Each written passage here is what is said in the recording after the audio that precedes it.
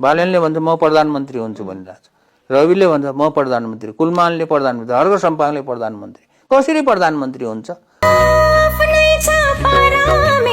खुट्टा तानातान गरेर पनि प्रधानमन्त्री हुन्छ? कोही पनि बन्दैन प्रधानमन्त्री। भनेपछि तपाईँ निर्वाचन जितिसके पछाडि कुनै राजनीतिक दलमा प्रवेश गर्ने सोच बनाउनु भएको छ कि छैन?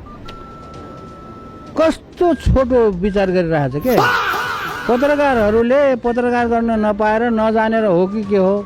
यत्रो बारम्बार मैले भनिरहेको छु राजनीतिमा लाग्ने भएदेखि म 2049 सालमा फर्केको मान्छे हुँ म्याग्दीमा। 2051-52 सालतिर यहाँ धेरै राजनीतिक पार्टीहरूले मलाई आफ्नो पार्टीमा प्रवेश गराउन खोजे, माओवादीले पार्टीमा प्रवेश गराउन खोज्यो, अनि अहिलेसम्म म पार्टीमा बस्दैन भनेर बसेको मान्छे म अहिले चुनाव जितेर कुनै पार्टीमा प्रवेश गरौँला? बात त सही। जस्तो गाउँ बस्तीमा धेरै समय पछाडि तपाईँ पुग्नुभयो धेरै ठाउँमा होइन, कहिले कच्ची बाटोमा धुलो उडाउँदै यो दाजुको मिरमिरे आँखा गीत गाउँदै नाच्दै हिँड्नुभयो। भने सुन्तला पानी नखाऊ भने दुबईको जाने नरो माया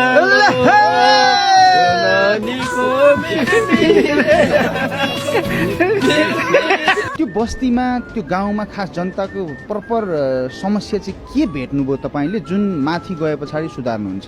अहिले भेटेको होइन के यार, अहिले मात्रै घुमेको हो र म गाउँ। म नेपालको सबै जिल्लाको सबै गाउँ 526 दिनसम्म त किताब बेच्न अस्तिको पल्ट घुमेँ। त्योभन्दा गएको 33 वर्षमा म चाहिँ कतिपल्ट घुमेँ, कहाँ घुमेँ? अहिले मात्रै म गाउँमा फर्केको जस्तो गाउँमा डुल्न गएको जस्तो पत्रकारले जस्तो कुरा नगर न, हावा कुरा।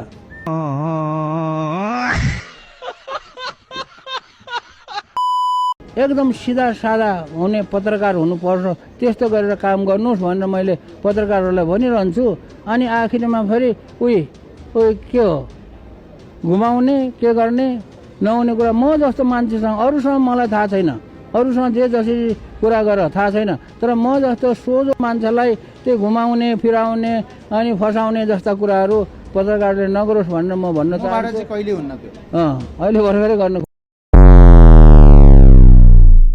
घन्टी मन्दिरमा हुन्छ, मन्दिरमा त कहीँ दर्शन गर्नुहुन्न, उहाँ जङ्गलमा हुन्छ, गाउँमा पनि हुन्छ नि। त्यसो भए त घन्टी घरमा पनि हुन्छ। उहाँलाई त हामी हराइहाल्छौँ। चुनाव हार्यो भने के गर्नुहुन्छ? होइन म हार्न मैले जानेको छु। डबल भोटको अन्तरमा हामी जित्छौँ।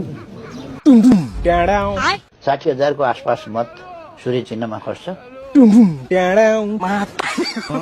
जोसुकैले जेसुकै गरोस् हामी चुनाव हार्दैनौँ। प्यारी समझ गई। हजुरमा यति धेरै सरलपन छ, यो के कारणले गर्दा होला? पैसा नभएर।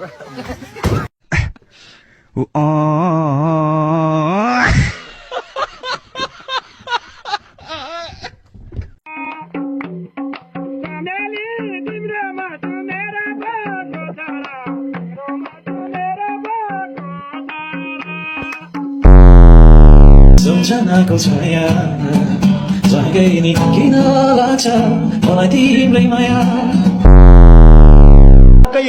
नाटकै हो पर्दछ चुनावमा एउटा मान्छेको घमण्डले कति फरक पर्दछ चुनावमा।